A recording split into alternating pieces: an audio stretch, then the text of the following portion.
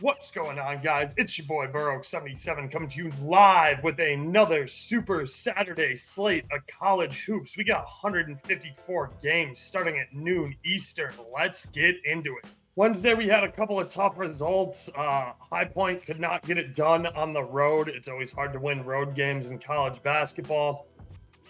LaSalle ran into St. Louis when they had absolutely phenomenal night. They were shooting like 75% from the floor in the first half. They even kind of doubled down at halftime or shortly before halftime, taking plus 3.5, thinking they could not sustain that shooting pace, and they did. So that sucked. George Mason, they're mentally broken after that UMass loss.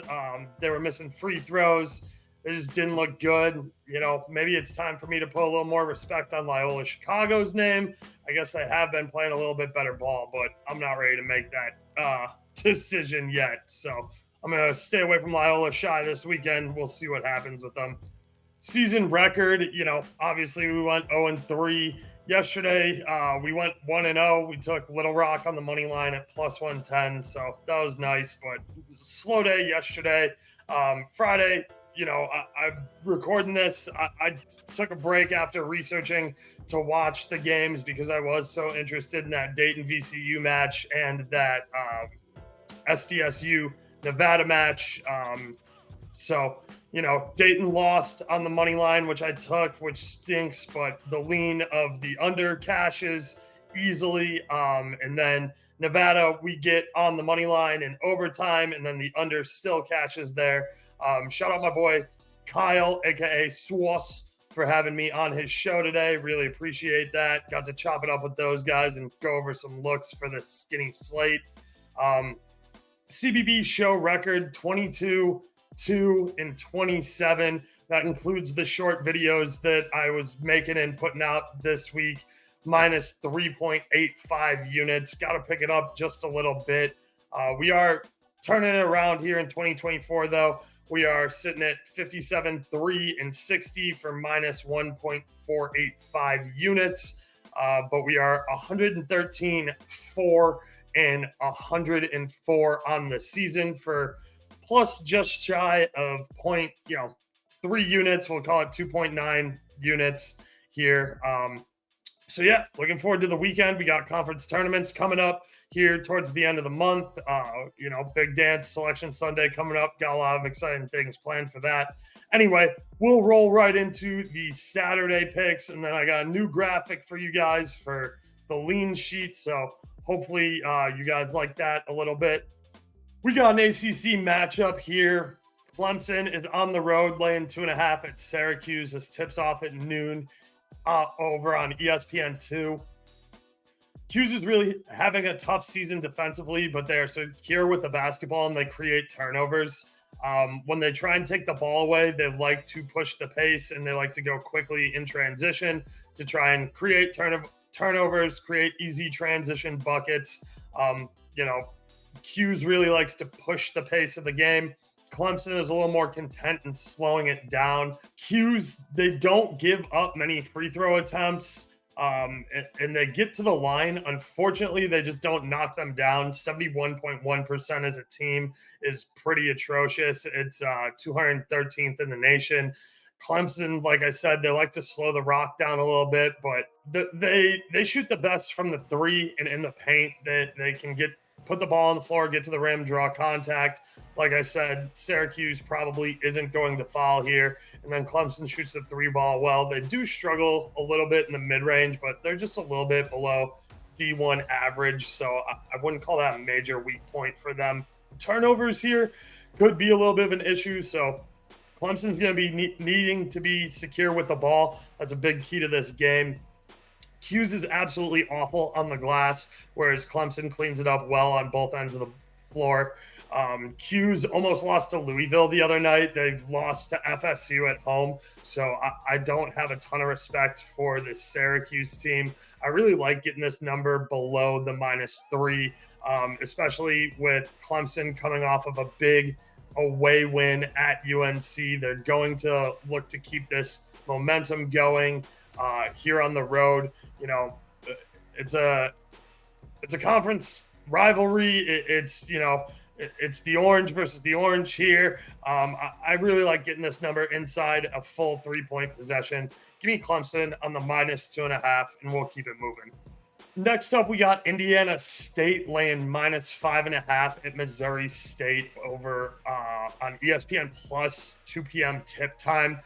I'm not gonna lie to you guys. I grabbed this when it was a standalone number on the market. FanDuel was really kind of the only book with the stones to put this up. I gave it out in Discord immediately as I was putting this video together and putting my notes together for this video. You can still find -6 on the market, and I will take it there, or I'll recommend it there, and I'll grade this at -6 because I am fine, laying the 2 full possession. I personally much prefer having this hook and using the -5.5 here, but whatever, -6 is fine because Robbie Avila is an absolute stud for Indiana State. He can flat out hoop. He's 6'10". He's 240 pounds. He's a center. He can shoot. He can pass. He can rebound. And best of all, he knocks down 80% of his free throws. So a big man who's mobile, who can pass, who can find the open guy, pulls down the boards, and then when he goes to the stripe, he knocks 8 out of every 10 down. That's a quality player right there. This is a guy who we're going to have a lot to talk about when this team eventually makes March Madness, because the Sycamores should. They're playing really good basketball right now.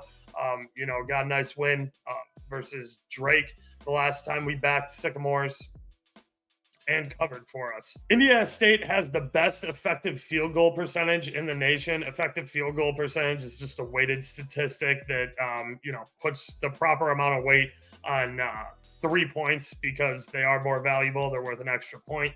Anyway, Missouri State has one of the top 40 defenses in the country.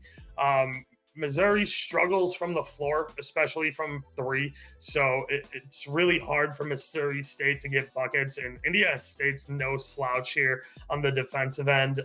Indiana State gets to the line a ton and doesn't put their opponents there. They convert their free throws into points at a 78.8% clip, which is good enough for number 8 in the NCAA. This is a bigger number than I'd probably like to lay here, but again, I did take a little bit of a risk on the open. This has since moved to -6.5 at most shops, but like I said, you can still find -6 out there on some books like DraftKings. Missouri State is really tough at home. They show out. This is a tough building. They protect their home court. My projections like this around like -8, -9, and that's why I jumped on this. I really wanted to get this under 2 full possessions, so I'm fine laying the -6 here. If you want to pay some juice and take the -5.5, that's up. I'll leave that decision up to you. I think if you can get it for like -115, that's not bad. I'd be fine paying that juice. I'm not going to pay like -120, -125 to do it, though. I get worried about that hook a little bit, especially on the road, because it is so hard to win on the road. And unfortunately, we're going to talk about a lot of home favorites I like here. So we'll see. It could be a really good Saturday. It could be a really bad Saturday. Just kind of all depends. But I do have very strong opinions and strong thoughts on these road favorites here. So we'll keep it moving. USF laying only -2.5 at Rice over on ESPN Plus, 3 p.m. tip time. Look, USF, I felt like this number was kind of broken. This number feels like stealing. USF's won 8 straight, including a head-to-head home win versus Rice to start the 8-game win streak. Again, they've won by 8 points there. They walked into Memphis and beat Memphis in their building. That is really difficult to do. I know Memphis has struggled against some weaker competition and tends to play down to their competition, but Memphis is always tough at home. That building is electric. It's a tough environment to get a win at. They went into UNT, University of North Texas, who plays absolutely smothering defense and is a really tough program as well. Same with Charlotte here. They beat Charlotte at home. And this is all in this last 8-game win streak. So they've been playing up to their competition, and the Bulls are just on a tear right now. Now, Rice did beat Memphis as well, but, the Bulls just have had a much better strength of schedule, and they've been improving and playing better basketball throughout the season. Rice is 9-14 this season, and USF is 16-5, and USF plays well on the road. So look, I think that we're stealing here at under a full possession. I'm fine with this at -3. I'm even fine with this at a little bigger number, up to like -4.5. But the value's here on giving up under a full possession. So that's what we're going to do. Keeping things rolling to one of the major marquee games on the slate here. UNC on the road at Miami, laying -4.5 at 4 p.m. on ESPN. UNC is significantly better on the glass. This is because Miami likes to run 4 guards and plays small ball. Besides Omier, who I do have a lot of respect for, I do like Omier's game a lot. I like a lot of these guys on Miami. They're just been inconsistent, and they haven't been putting games together recently. And the problem here is Miami sucks when Omier is in foul trouble. Anytime he falls out of a game, they've lost and they've failed to cover. And they just don't really have any depth there for Omier because they do run 4 guards and heavy guard play. So they don't really have a backup guy who's a center. And Omier isn't even really a center. He's a big 4 that can stretch and does rebound a little bit better than like a stretch 4. But, Miami just really struggles without him on the floor to do anything with 4 guards out there that all like to shoot. So the Bacot versus Omier matchup down low in the paint is going to be really interesting, and it's going to be tough because Omier is no slouch. I do just think Bacot's flat out the better player. And I think Bacot will get the better of him here today. UNC's defense will probably keep Miami off the line, but Miami's quality when they do shoot free throws, they're just terrible at drawing contact, as opposed to UNC, who's really good at drawing contact, even though Miami does defend really well. And then when they get there, UNC is lights out. They knock them down. So, if I have to give an edge somewhere, it'll be to UNC a little bit on the free throws, but I wouldn't put a ton of weight into that. It's more of a push. Like I said, I like a lot about this Miami squad. Nigel Pack, I think, is the absolute truth. Woga is a really good guard. Omier is really good down low. But this UNC squad is they're deeper. They play better basketball. I just recently took a future on them to win the whole tournament. I put 0.25 units on them and plus 1,700. I thought that was a really good buy low number after that loss to Clemson. So I think UNC turns it around here. That Clemson game was tough. Bacot was in foul trouble. I think if Bacot stays on the floor for the entire game, especially there late when the game's tied, that might have had a little bit of a different result. But, that's a learning experience. Bacot, you got to stay out of foul trouble here. Get Omier in foul trouble because that's how you beat the Hurricanes. And Miami's just been inconsistent for a lot longer than UNC has been inconsistent. This screams get-right game for me. Miami, look, everybody knows you have trouble filling your barn for basketball. Not so much as you do for football, but the crowds there just aren't always popping for Miami because there's so much else to do as far as nightlife goes down there. So it's a little bit of a tough sell for me. UNC gets right here, and I'll lay the -4.5 to do it. Next up, we got another good one over in the ACC. Va Tech is on the road. Oh, shoot. I forgot to put the spread in here. I'm sorry. It's Va Tech -4.5. So, yeah, we're laying the -4.5 here on Va Tech at Notre Dame. This tips off at 5:30 over on the CW. I have a feeling this will probably get pushed out till 6. If other games run long, I've seen a little conflicting information on the tip times. So we'll see. We all know Saturday's a tough schedule, and tip times always get pushed depending on how late some more competitive games run before them. So we'll see. But we're taking Va Tech, and we're laying the -4.5 here. Notre Dame isn't good at all. These guys are flat out garbage. They would have to get absolutely absurd ridiculously hot from three because that's all Notre Dame shoots. They need to make like 22 3-pointers, I think, for this to even be close to a game. Notre Dame sucks at the charity stripe. They suck from the floor. They suck at ball security. And the only thing they do well is defend and rebound. And I don't want you guys to get twisted. It's not like Va Tech is outstanding. They're just better than this Notre Dame squad. Va Tech at least like gets to the free throw line. They knock them down when they get to the free throw line. They shoot more than half decent from the floor, and they play significantly better defense. It is always tough to win on the road here in college basketball. And yeah, we do have to go outside of a full 3-point possession to do it here. But Va Tech minus 4.5 feels like thievery. This Notre Dame squad is just flat out bad. Now, they do hustle. They do have a lot of heart, and they give it their all. But there's not a team that takes more shots from distance. It bricks all of them, fails to get to the free throw line, fails to knock down free throws, can't shoot from the mid-range at all. Like, I just think Va Tech is going to have their way with them here, and we might see like a double-digit Va Tech win in Notre Dame's building. It wouldn't surprise me. Now, of course, it is Notre Dame. You're always going to have students that show out and support because that's what you go to Notre Dame for. You like to pretend to be good at football and pretend to be good at basketball. You're not, and everybody knows it, but you pretend you are. So good for you. Congratulations. Enjoy the game. You're going to get your ass kicked. If you can't tell, I'm from Chicago, and everybody who went to Notre Dame, you know how you know they went to Notre Dame? Wait 30 seconds. They'll tell you. So, yeah, I'm not a big fan. Anyway, here's our summary sheet where I do actually have the lines on everything, so I apologize for that error in the last slide. Clemson at Syracuse, lay the minus 2.5. Clemson's just the much better team. Even though it is in Syracuse building, I think they getting this under a full 3-point possession is monster for us. Indiana State at Missouri State.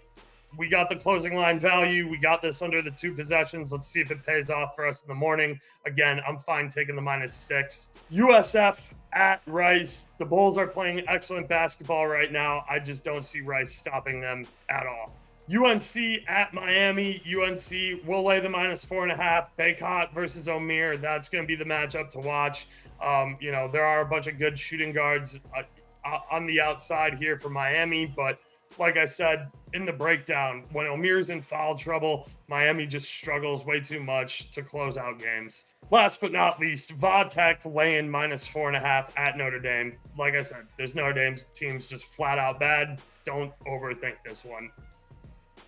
And that's all I got for you on the officials. I took all of these bets at the number I have listed here. I put them up in the Discord. They're official. They're on the record. So now we'll get into the lean sheet. We'll talk about some of the marquee games, talk about some of the more interesting mid-majors I have going, and then we'll talk about games that I didn't have lines for when I was doing my research. Getting into the lean sheet a little bit, this does go chronologically, so Creighton is the game closest to noon. Tennessee is the game closest to midnight. Makes sense, right? Creighton at Xavier, +1.5 / the money line. Listen, Creighton's not losing 3 games in a row. I do have respect for this Xavier team. I know that they can play at home. They do have underclassmen that tend to be streaky. I just don't see Kalkbrenner and Shireman in this Creighton squad who probably should have won that game in Providence that went to overtime, losing 3 in a row. It's going to be tough. It's going to be sweaty, and that's why it's a lean more than it's an official play right now. But yeah, Creighton's not losing 3 games in a row. Toledo Rockets +8 at App State. Listen, App State just got their ass kicked by Texas State. So, App State showing some vulnerabilities. Now they are at home here. The things that I like that Toledo does well is they're one of the best teams in the country at finishing at the rim and drawing contact. I think that's a really good way to beat a defensively stout team like App State. If you live in the paint and don't shoot from the outside at all, and you're big on, ball screens and pick and roll and getting guys free and just hammering away at the rim, and you're really, really, really good at drawing contact like the Rockets are, I think you can cover 8, no problem. You're going to hate me, but we're going back to High Point here. They still are the class of the Big South. Yes, that was a tough game in UNC Asheville. Whatever. I don't care. I think they get right here against Gardner-Webb. Give me High Point on the money line. Over in the Horizon League, yeah, I know I've talked about how Youngstown State is the class of the Horizon League, but Green Bay's playing great basketball. They've made massive improvements this season. 10 is way too many points. Give me Green Bay plus 10. Auburn at Florida. Auburn has struggled for years in the swamp. I think Florida catching 2. This is a trends play. Auburn just struggles super hard in the swamp. Auburn struggles in general away. So I don't hit a fade of Auburn here after a massive emotional win at home versus their rivals, Alabama. Give me the Gators plus the 2. And I hate the Gators. Like, don't get it twisted. Like, I hate the Gators and their brand of basketball, but their home record against Auburn speaks volumes, and this Auburn team just doesn't travel well. Speaking of home teams and home dogs, give me Cincinnati. I think Houston are frauds. I've said it all year. I don't like Houston. I don't think their game sets up well for the tournament. And Cincinnati are monsters at home. They give everybody problems here. If this walks out to, I'm hoping this walks out to 6 or 6.5, because I like the Bearcats catching 2 full 3-point possessions here at home. Next, Gonzaga's on the road at Kentucky. Kentucky's not losing another road game, especially not to this fraudulent Gonzaga team. Gonzaga's not a tournament team right now, in my opinion. They don't play a tough enough schedule. St. Mary's is better than them. Look, good for you. If you get another win on the road here versus Kentucky, that'll look really good on your resume, and maybe you have an argument to get in the tournament there. But I just don't see Kentucky losing 3 home games in a row. That's absolutely absurd. Oregon minus 2.5 at home versus Wazoo. Listen, I know I gave the Ducks a little bit too much respect on the road versus the Bruins.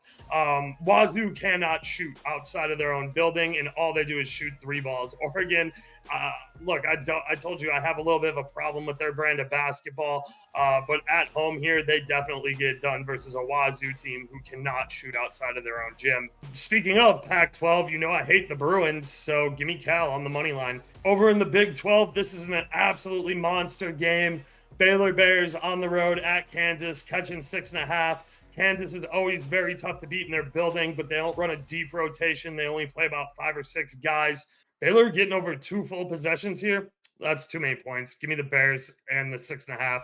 Virginia on the road on the money line at FSU. Listen, you guys know I don't respect the Seminoles, and we're not going to start now. So Virginia, they play defense. They'll keep this game low scoring. They'll find a way to win a grimy road ACC game here. IU plus 18. Oop, that says 0.6. It should say 0.5. Duh. Doesn't matter anyway.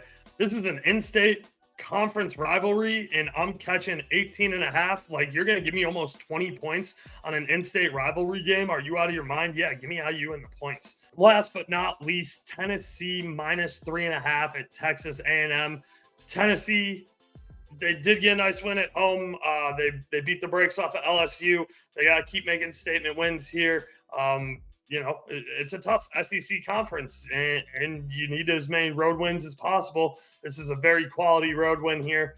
Take Tennessee, lay the minus 3.5. Games without lines that I find interesting. Montana at Northern Colorado. I watched game 1 of this in Montana ended up losing at home. Montana is the better team, but Northern Colorado's got a guy, I forget his name, that's really, really good for the level that he plays at out there in the Big Sky Conference. He'll probably be looking to transfer and play at a bigger program, but this is a nice rubber match here. I tend to favor Montana. I don't think the better team is going to lose twice in a row. Quinnipiac at Mount St. Mary's. Quinnipiac's been on fire. They're the class of the conference. I don't know what the line's going to be. I don't have a great projection, but if I can get Quinnipiac at anything over like -3 or better, then I'm going to take it.